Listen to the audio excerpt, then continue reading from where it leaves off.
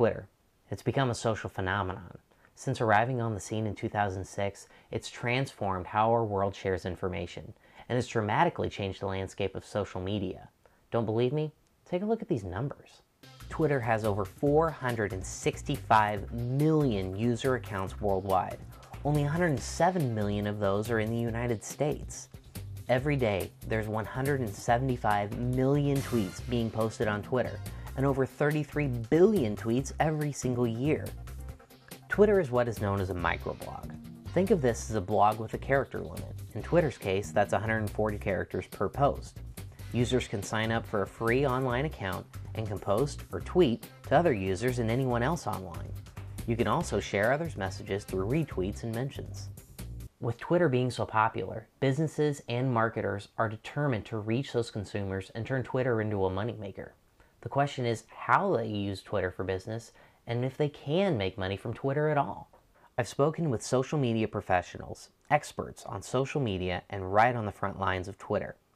I want to know what they are seeing in their field and how companies and organizations can harness the potential of Twitter. Like they say, when in doubt, go to the source. Describe Twitter in one tweet. I need my character count for this, don't I? Quick, direct access to donors, volunteers, and friends. Blogging one sentence at a time. Twitter is a great way to engage with new folks with mutual shared interest to share thoughts and ideas.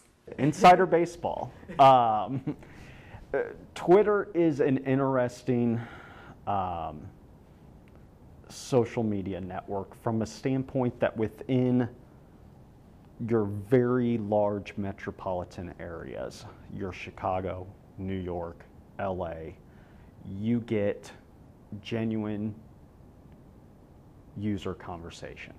You get people who are following their best friends and actually carrying on conversations. But once you get outside of those dozen or so large metropolitan areas, use is very sporadic. And so a large number of the users within Twitter are social media marketers or people within organizations basically speaking to each other. One thing that's really been fun for us over Twitter is to connect with the other Habitat affiliates across the country. And that is something we have not done through other social platforms. It's given us a way to find out what's going on at the Dallas Habitat or Springfield, Missouri, and they're able to do the same and find out what's going on with us. It's obvious that before you can talk about the financial aspects of Twitter, you have to figure out how social media professionals are communicating on it. What are users getting out of it that they can't get elsewhere? What are organizations getting out of Twitter that justifies investing resources? It's all about the conversation. Why would I want to tell people what I eat for lunch? That is the old cliche, it's been used a million times, but Twitter's not simply telling people what you had for lunch. Whenever you hear that, they don't have any experience on the platform. People have made their careers on Twitter. They've been elected on Twitter. They've brought their careers back from the dead on Twitter. It's an amazing platform, but you have to get on there and use common sense on it. You wouldn't go out and launch a $10,000 ad campaign without looking at what audience that you're wanting to reach, how those audiences are going to react, what television station or newspaper or magazine or website is going to be the best place for you to reach your demographic. So why any small business or mid-sized business or nonprofit would approach social media in any different way has always surprised me. But it is more common than not that we treat all of our social media platforms separately. I think Twitter is amazing how fast it is. Even Facebook's a little bit slow sometimes, but when you put out a tweet and you can get a reaction from somebody immediately and have that conversation, that's something totally unique to this social media outlet that you can't get hardly anywhere else. With Facebook, sometimes it's pretty easy. You can go back and forth with someone, but with Twitter, you can get it to pop through on your phone immediately. There's no hindrance in terms of delay between people having that conversation. Oh, when I first heard it, 140 characters, why would you limit what people were saying? Why would you Why would you care what these people were saying? But you can build your own brand. You can learn a lot about people that you like anyway. You know, filmmakers, authors, sports athletes, get kind of an inside track to their personality that you were never able to glean from anywhere else. So it's very much a one-of-a-kind platform. Somebody might not be comfortable with Facebook, but they really like Twitter, so you have to be across the board, just kind of addressing all of the outlets that you can. And it's just part of a bigger puzzle too, I think, because you can be having multiple conversations on multiple different outlets. So you have to be there and be in place. Like I said, if somebody's looking for it, you want to be there and allow them to have that interaction with you. What we've noticed that within each type of social media account, we have different audiences that we're speaking to. And so we do the best to make sure that all of our platforms are carrying a consistent message, but we also tailor how we use each platform based upon who our audience is there. What I see on there is brands and then professional people is the majority of the people I see there. We don't have a lot of followers.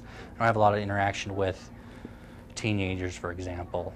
They don't follow us, though they're really big on Twitter. When we're looking at weather cancellations, we do not make those on our website. We tell all of our volunteers to check either Twitter or Facebook for those updates. And part of that is the fact that the website is harder to update. We can't do it as quickly. We can't do it from our mobile device. Secondly, though, it's just ease of use. Individuals are more used to checking their Twitter feed or their Facebook page when they're out on the go and out running around. So they're not as likely to go to our homepage on our website as they are to go to those. So that's why we've really focused our engagement on those avenues. With us being able to speak to other nonprofit organizations that are related to us, and with us especially being able to speak to parents who have children with disabilities who are influential, that have their own blogs, that have their own social media followings. Some of them are reporters. Being able to speak to them directly and to be able to share information with them has really helped us with our advocacy. So, and that goes across the board. If there's other feeding organizations out there who have some good information, I want to share that. Or even if there's somebody here in Springfield who's doing something that I think is beneficial to our community, I want to share that. So it's not just all about us. It's letting other people shine sometimes too. Because when you don't make it all about you, then people are more apt to not think of you as spam. You're just a good source of information across the board. Your audience is on there. So you're on there to answer questions, and it's not always pleasant. But we'll answer questions about some of our news stories. We'll answer questions if we have technical difficulties. We'll try to answer them. We try to respond as fast as we can, even if it's something even if it's a response they may not particularly like. I treat Twitter as part of an overall integrated marketing approach. And so to say that Twitter has affected how we approach social media, largely no. It's affected it as we've honed in on who the audiences are that we can reach within Twitter. But because of the fact that Twitter is working in unison with not only our other social media, but with our direct mail, with our event marketing, with everything that we do organizationally, is all taken within one lump sum. We're not looking at each of those platforms separately. Everyone has a car. So it's relevant, the things that we try to post are relevant to everyone. How to save money on gas, what's the safest way to, or letting people know that they can come by and we'll hook up their child safety seat the right way.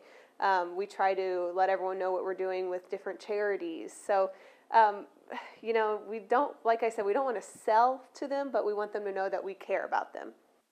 One of the great things we've seen over the past probably 6 months, though, is that our following has doubled. And honestly, I'm not entirely sure what attributes to that. I know that we've incorporated it into our Facebook a little bit, so people maybe as they're getting Twitter, they're seeing it there and they're following along. It could be from the blog, it could be from our website. It could just be from interacting and people saying, oh, well, I see the food bank is talking to this person, or I see that the food bank was retweeted by this person. So it takes a while, but it's grown really fast over the past 6 months, which is fantastic for us. The hardest thing has just been trying to get people to warm up to you, especially in a market that we are, where we have 3 different large cities in our market that are very different. So, yeah, I think trying to get people to warm up to you. We also found very quickly with Twitter that speaking to an audience as an organization just doesn't seem to work. People don't want to respond to an organization. And so we primarily use my personal Twitter to help create a relationship with the most outspoken inside of our industry. And then, bring forth the organizational message within that personal Twitter account. With Twitter, it's definitely more of a conversation. We're saying, this is what's happening. We might put out an inspirational quote, or, we have this event coming up, or we might just say, I'm drinking coffee this morning. What are you doing? To just kind of get people talking and interacting and knowing that there's a human behind our account. So we do a lot of different things with it. You have to give people a reason to follow your brand on any social media. You'll see advertisements for Dove soap or Tide. Why would I follow Dove soap on Facebook or Twitter? They have to be giving me something that makes it worthwhile as a consumer to follow them.